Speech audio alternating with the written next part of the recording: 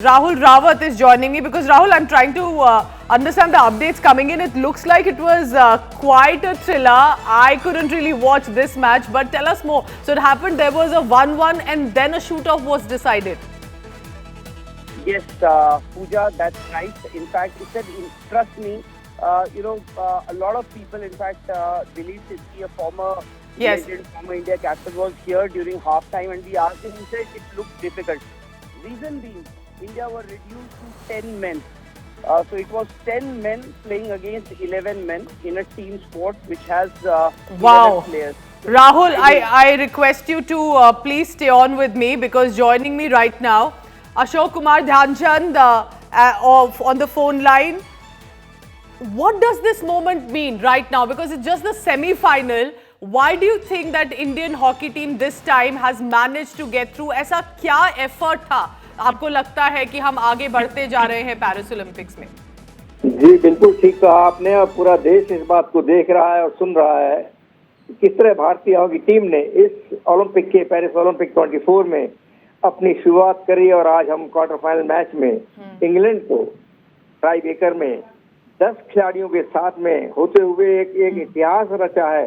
भारतीय hockey team ने पूरे वर्ल्ड की हॉकी को एक मैसेज दिया कि भारत के खिलाड़ी जिनकी एक बहुत बेसिक करी 8 मेडल हमारे पास पहुंचे, वो ऐसे नहीं पहुंचे, हमारे खेल से पहुंचे, हमारे उस डेप्थ से पहुंचे और आज खिलाड़ियों ने साबित कर दिया कि भारत एक ऐसा देश है जो हॉकी के अंदर जिसकी गरिमा और जिसकी डेप्थ का कोई मुकाबला नहीं कर सकता। और मुझे पूर्ण विश्वास है, पूरा विश्वास है कि ये टीम फाइनल में मेडल जो है पीला मुझे चाहिए और मैं समझता हूँ जो मेरी अंतरात्मा कहती है और मेरा अनुभव कहता है कि ये भारत मेडल गोल्ड मेडल लेकर आएगा। उसका नमूना आज पेश किया भारत ने। अशोक ध्यानचंद जी, आप भी फॉर्मर हॉकी प्लेयर आप रहे हैं। आपके पिताजी ऑफ कोर्स ध्यानचंद जी सबसे मशहूर, आज भी उनको हॉकी में याद किया जाता है। क्या आपको लगता है अगर जो ध्यानचंद जी की भी एक ड्रीम और एक उम्मीद होती है कि इंडिया बढ़ते ही जाए और हॉकी में ये जो अगर मेडल मिल जाए, ब्रॉन्ज तो स्टार्टिंग होगी, शायद सिल्वर और गोल्डन पे ये फोकस रहे, तो क्या ये पुराने हॉकी प्लेयर्स का एक सपना और एडिशन चला जाए? बिकॉज बीच में ऐसा लगा था जैसे हॉकी का जो क्वालिटी है गिर रहा है। क्या आपको लगता है वो वापस आ रहा है? पहली बात तो मैं एक बताना चाहूंगा, मेजर ध्यानचंद साहब इस हॉकी खेल के जन्मदाता मैं कहूँ उनको, हॉकी को 28 के ओलंपिक में लाने का श्रेय 1926 की सेना की टीम, भारतीय सेना की टीम को जाता है जिसने अपना प्रदर्शन किया, जिसकी वजह से 1928 में हॉकी को रखा गया। और उस हॉकी के प्रणेता मेजर ध्यानचंद जब एम्स में भर्ती थे, कैंसर से पीड़ित थे, उनके आखिरी लफ्ज यही थे कि भारत की हॉकी क्यों नीचे जा रही है। और उनकी बात असलम शेर खान उस टाइम उरोस पर थे, काफी उठे हुए खिलाड़ी के रूप में थे, वो मिलने गए थे।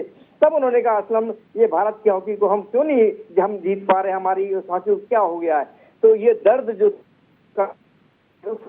डेथ में बदला, लेकिन उस डेथ में वो चीज छुपी थी कि भारत की हॉकी को किस तरह उठाया जाए। और हम सब पूरे परिवार, चाहे कैप्टन रूप सिंह हो, हमारे चाचा 2 गोल्ड मेडलिस्ट, हम हो, केटी सिंह बाबू साहब हो, बलबीर सिंह क्लाउडिया साहब हो, वी भास्करन हो, अब हमारे चरणजीत, इन सबका सपना ये था कि इस हॉकी को जो दुनिया में भारत ने एक ऐसा खेल पेश किया, ऐसा नमूना दिया, उसको हम ऊपर लेकर आए।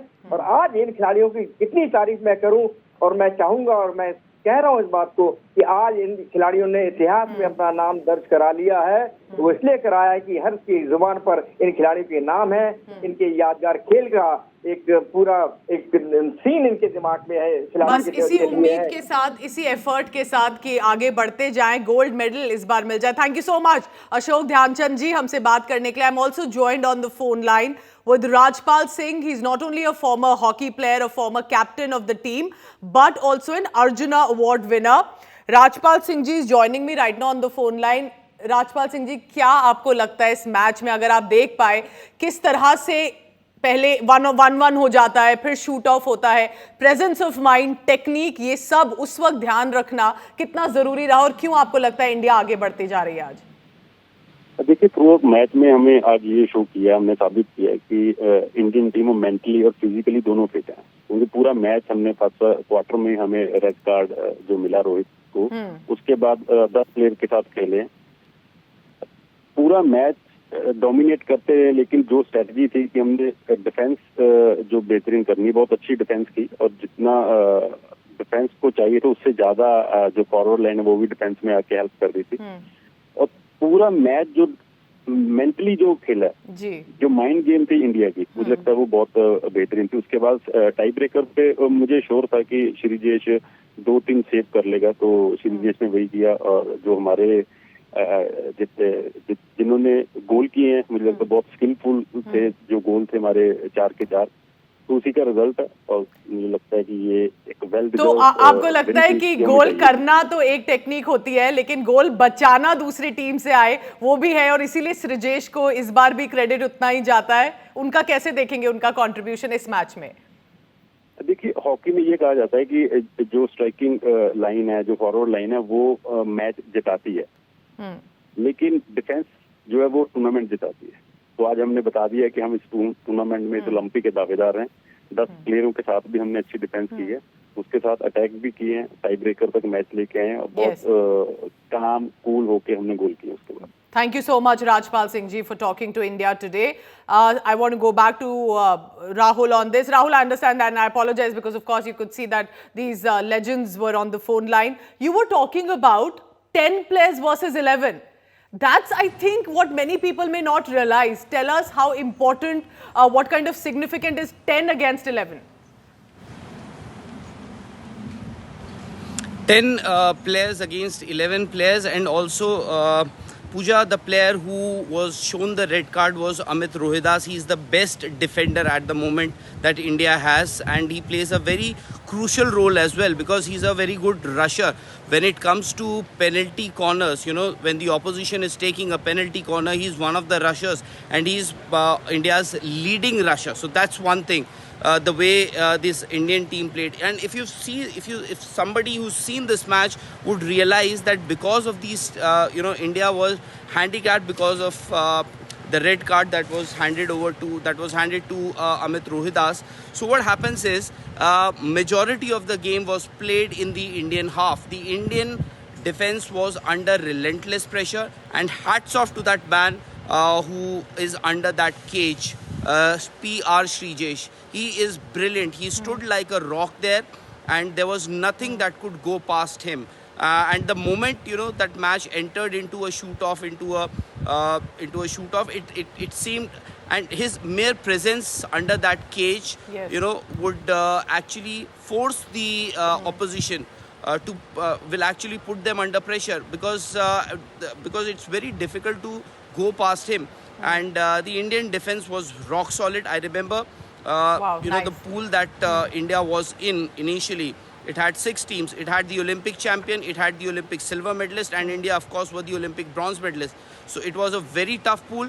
Then India pushed Australia to the 3rd position, had to reach here. In the quarters, were up against Great Britain. And it's a coincidence that last time also when India won a bronze medal in Tokyo, India had beaten Great Britain in the quarterfinal. Here also, now it's the semi-finals, and realistically you are looking at a medal from hockey. It took 41 long years for India to win. But I also think what you're telling us, Rahul, I think there should be a discussion on the red card as well, because there's bound to be a controversy on it. Was it valid? What happened? All of that perhaps? No. All right.